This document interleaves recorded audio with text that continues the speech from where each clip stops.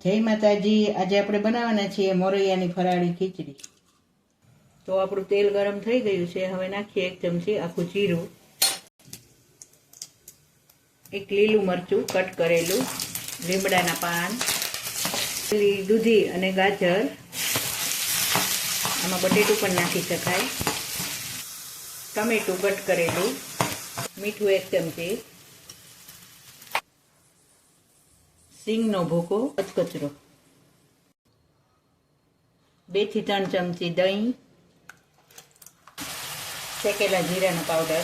હવે નાખી દઈએ આમાં પલાળેલો મોરૈયો। પછી આમાં નાખી દઈએ આપણે 2 ગ્લાસ પાણી। તો મોરૈયો બહુ પાણી પીવે એટલે આપણે નાખી દીધા 2 ગ્લાસ પાણી। હવે આને ધીમા ગેસે ચડવા દઈએ 10 મિનિટ। તો રેડી છે આપણી ફરાળી ખીચડી મોરૈયાની। હવે નાખી દઈએ આમાં લીલા ધાણા। જય માતાજી।